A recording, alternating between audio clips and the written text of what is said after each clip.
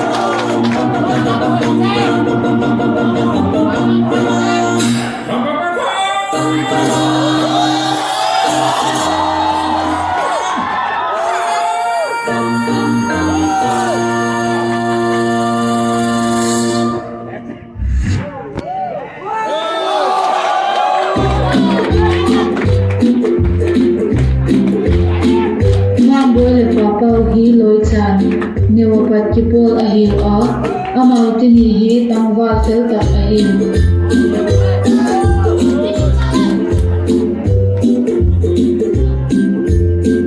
KFKP kipop na adele apang zinu.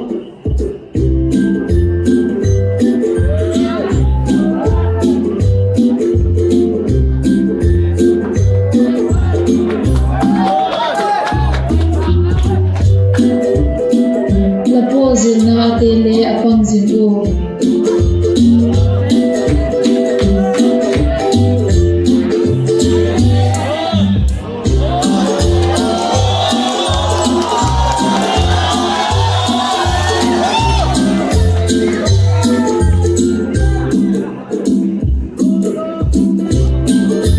Katangale apoy mo na zosi apang zimi ahil.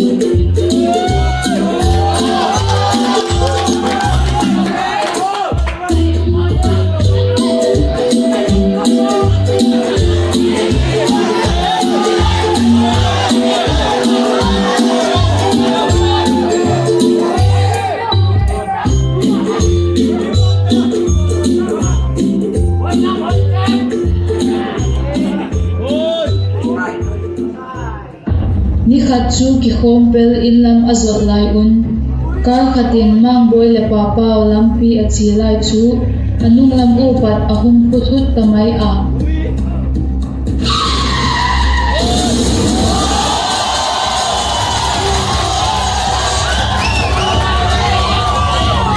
Hospital apit tingin ahong tawhi.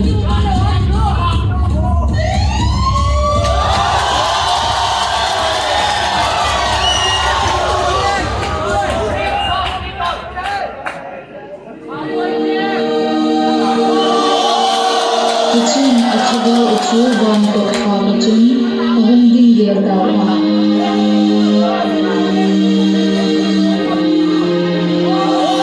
Wan so cha chun mang boy chu kot ahon pi a.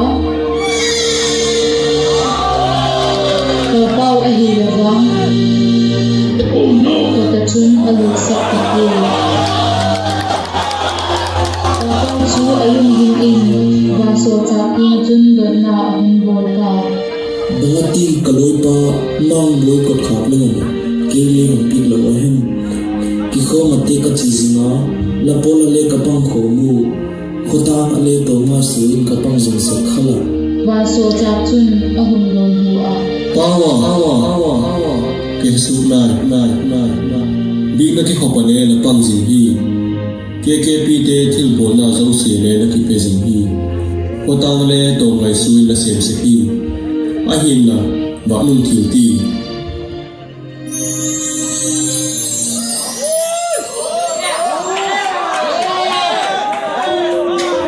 ding na ki khop nain na lung thim na ngai tu nain pathin na bepu holim pak ahin lo na phone te na ko si gen tu te na ko khu mi te bol hi gen khil na be le thei si ta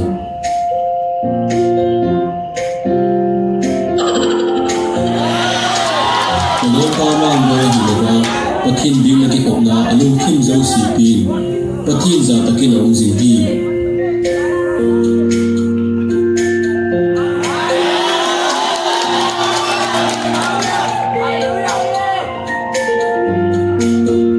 napora na pang zingana ho tu de thu makhaksa na sa sika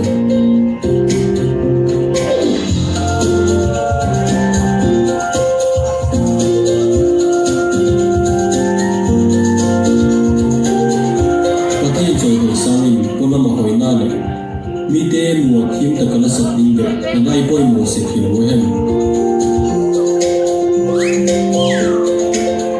mang boy hi le wa o hoi zo lo hi ma su lam sin lo win thei dok su win apang ham ham se na thu te ngai tu jin komin pathin pa na na nung gel ta be nung lu takin asa se khi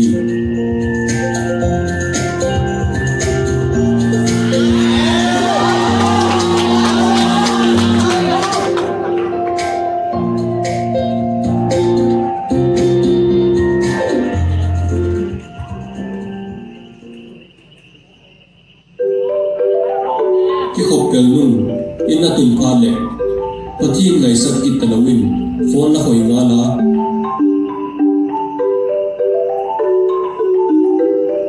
social media te online games te hoi in zan so pi na hak se social media subun ni la ni se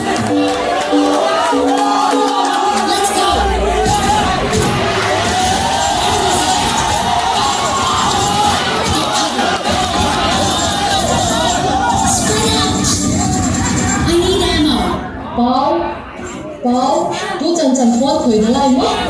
Na khu enti, vọc enti. Khu va ghê ta khu lắm, lồm máy. Lẽ em ghiền chú. Pau, as, cái lùng cho khame. Anu thu ghiền na san nghe ngay sắc lâu. Lô na ngay na lê cái ta bố.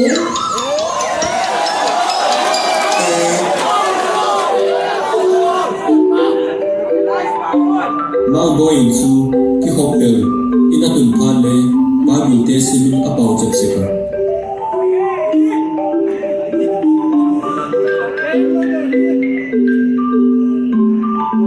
phone te nakna na thima ahun te ching thei takin amang sikhi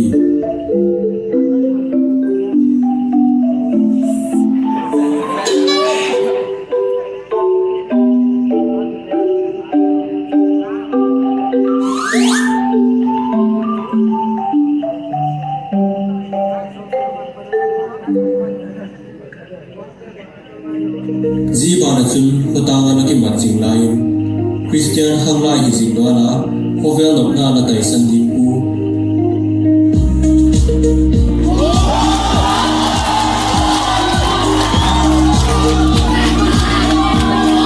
athin na lo mi te um na lo sa lai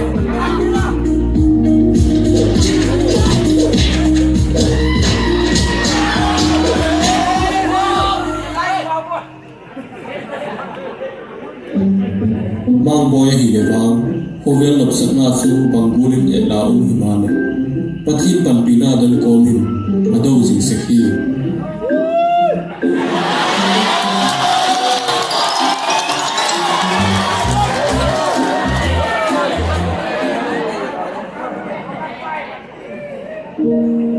Kichun papa chu ahung ki madokta. O lan pa tuhin chu kakim chintai khatve kan yonaya pin ta kalakisan ji chu ngan si in Christian hang lai khatin athil hi ding dol ki khop kkp atimat khotang ki pik jing te ka hi nak le van gam kai dinga kalaki koi chu pathin doidan ala hi lo ai no mal so na kadam na din be pa ko chu ate le kkp ate kalaki pi mi te pak chan na lo din be pa khotang ane kalaki mang se ka khovil nok chin na le ka hin dan te wang kan no si dik pu lalpa ka chin bol te ki su pi in nang ma chu nan kan mang se ka hak sat gen thi na ka chunga atun phan le nang ma han si ka lo hum se kho la he pi ta khilo ma ling le nang ma ni he pi jing hi ti ka he no se ka ka thil pha bo te si ka le he pi mulin ka lo ma se na thu ka hi te ho hi le mi dam te ni na le so se nan ka mam se sun na si na te le mi dam te dik lo na ko da in ka mam se ma hi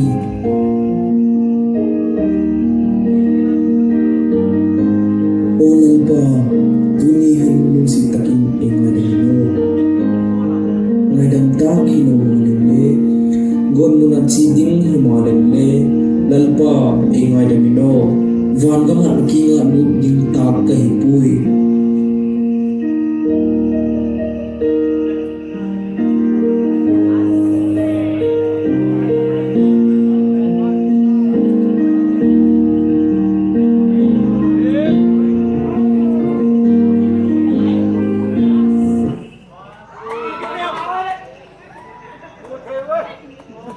Apa sih bakal lo?